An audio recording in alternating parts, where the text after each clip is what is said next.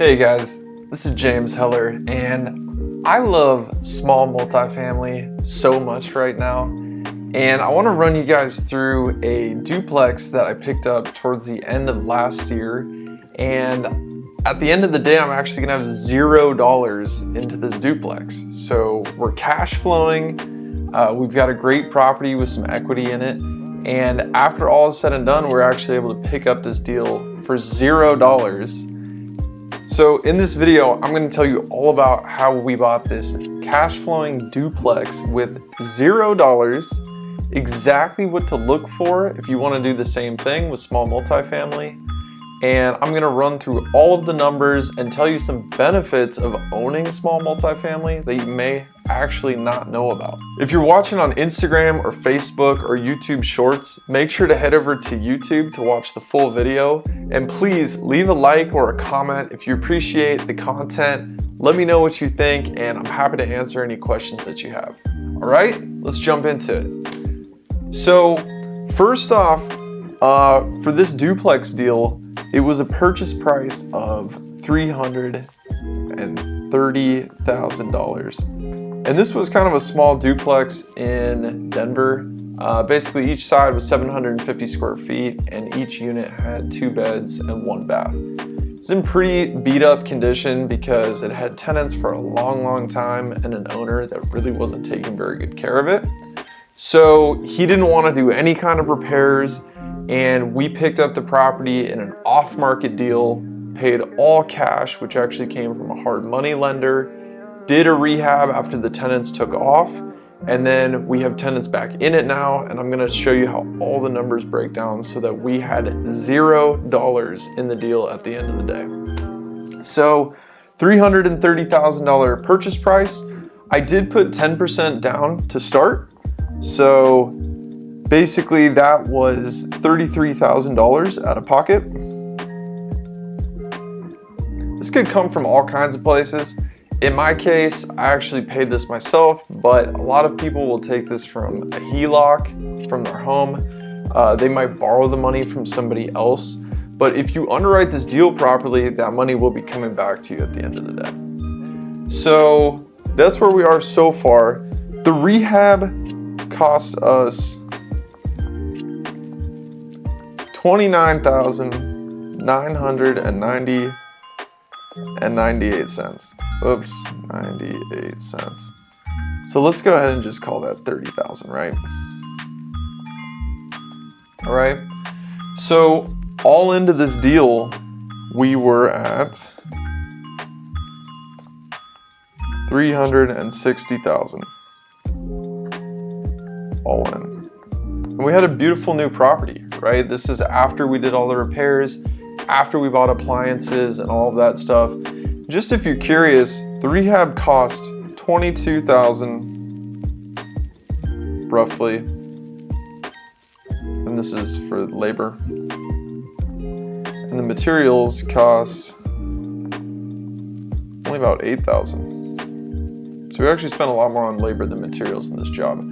Typically it's closer to 50-50 split, but in this case, we use sort of rental grade materials. So the materials were actually fairly inexpensive, but you see the labor was, almost 3 times the cost. So we were $360,000 all in, and after we went to refinance the property, the lender that we're using got an appraisal back of $505,000, which is great, right? That's huge. I mean, after putting in only $30,000, we increased the value from our purchase price of $330,000 all the way up to $505,000. Meaning if we were to sell this thing today, hopefully we could sell it for $505,000 and we'd walk away with a pretty decent little chunk of change. So I want to talk about the perfect numbers for a BRRRR. And what I always look for is that purchase price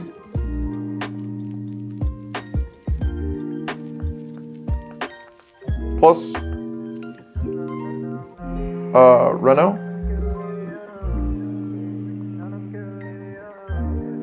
for the perfect BRRRR. guess there's only 3 R's in Burr, depending on how many R's you're doing. This needs to equal 75% or less of the appraised value. It needs to equal 75% or less of the appraised value because majority of lenders will let you do a cash out refinance up to 75% of the appraised value. So meaning you want to get as close to that number as you possibly can, because if you do, it means that you're going to be able to pull out all of your money at the end of the day, your entire purchase price and your entire rehab amount, and be able to take that capital and go do another project. So those are the numbers for an absolutely perfect Burr. We don't always get to that.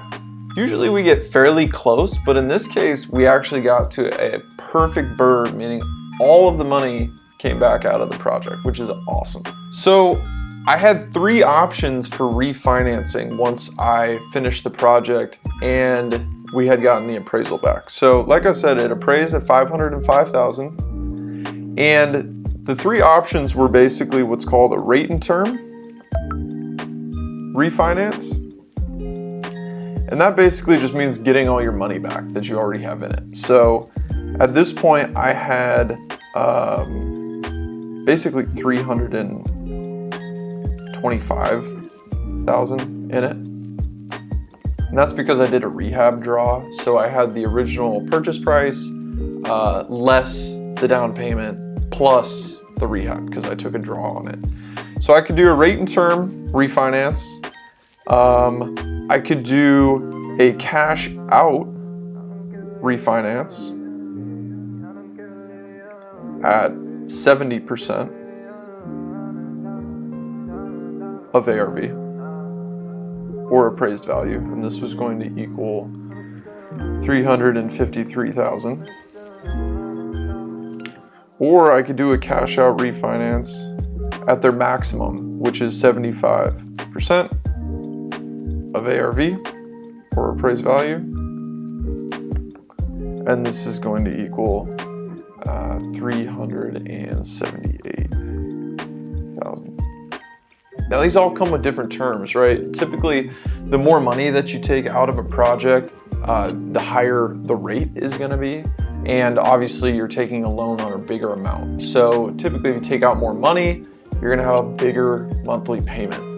So the way that this shook out, and I'm just now refinancing, this is February of 2024, and these were the rates that I saw. So I had either, for the rate and term, that's going to be the best typically, it was a 7.375%, which meant a monthly payment of $2,237.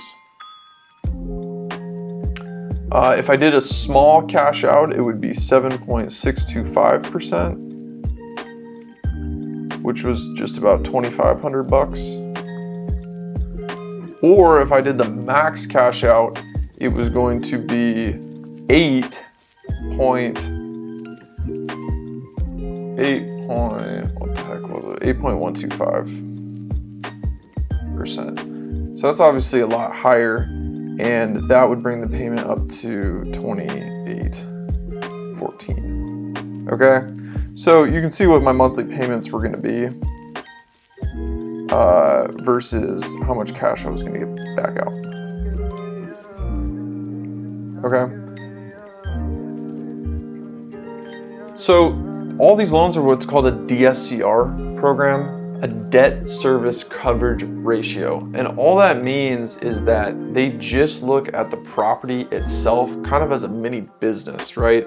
How much money is coming out of that property each month, and that's all that they use to qualify you for that loan. They don't look at all your assets, all your debt, all that. They just look at the property, and they basically want to make sure that all the rent pays for the monthly mortgage, interest, taxes, and insurance that you would owe.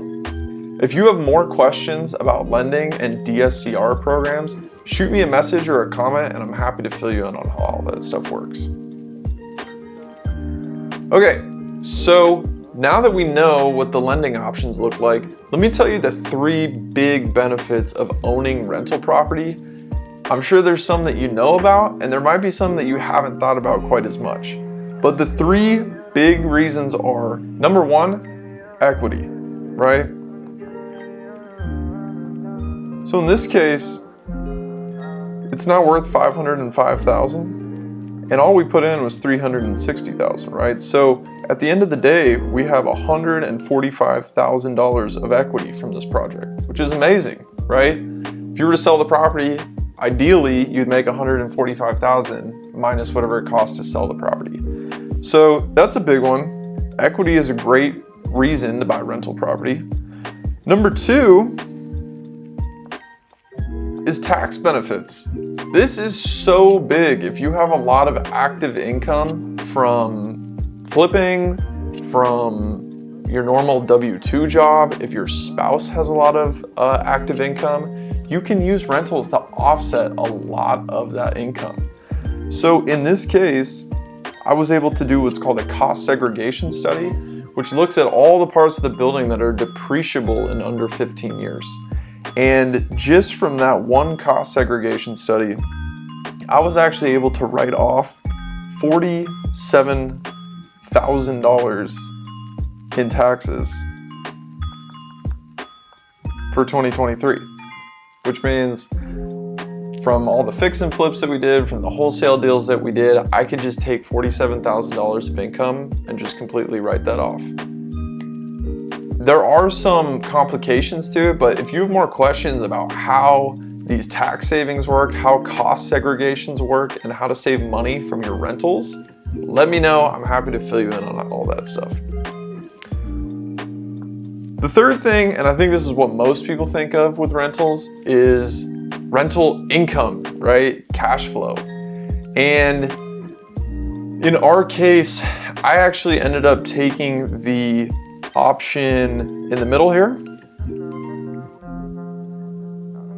And the reason why I did that, I'll go over in just a second. But basically, our property was generating $3,400. So let me cover the numbers for the cash flow. Our property was generating $3,400. This is $1,700 aside. We were paying about $150 in insurance, about $200 in taxes,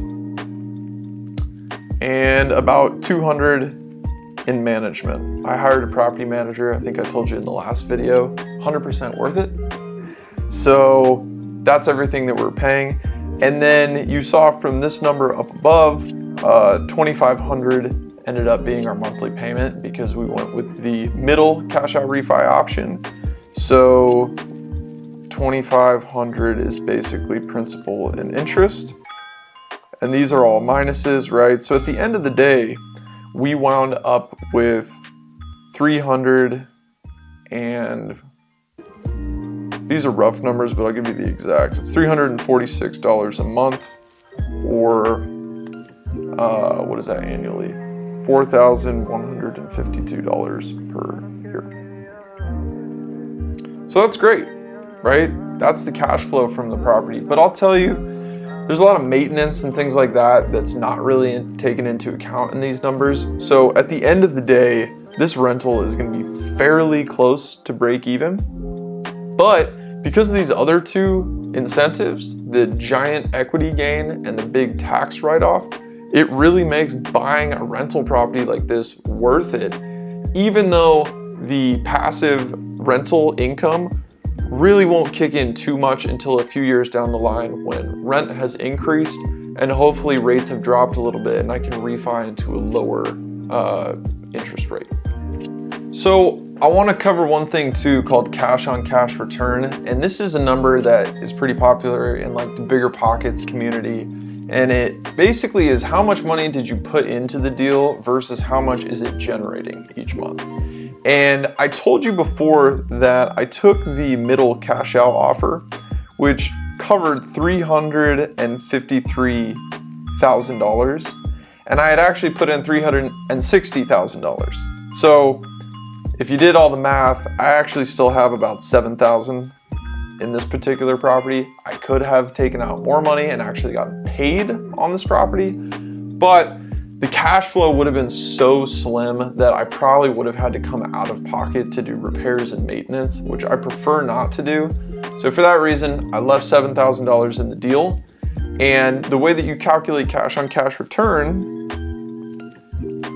which is sometimes abbreviated COCR, is equal to basically what you get out of the property. So your net income divided by total investment.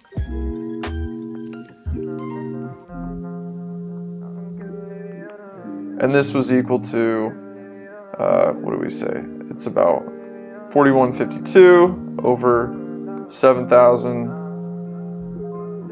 And this is equal to about 59%.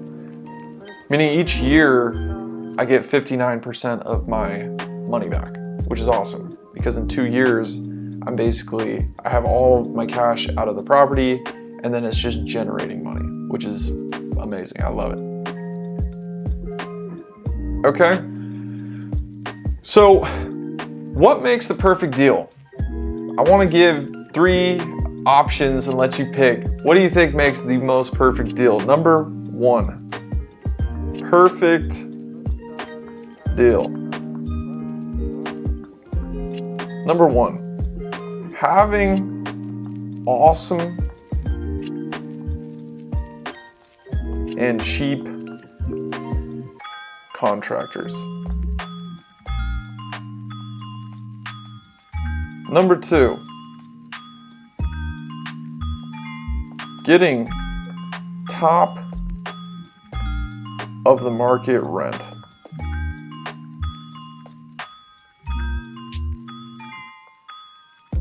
Or number 3, underwriting the deal properly.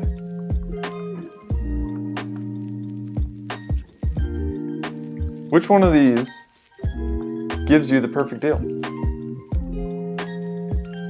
Well, I'll tell you which one. They're all important. Having good contractors is super, super important, especially if you're doing this remotely like I am. Getting top of the market rent can be important. I would say getting high quality tenants is more important than getting top of market rent. But the very most important thing is underwriting the deal properly. Because if the deal is set up well before you even buy it, then all of the other things are things that you can figure out.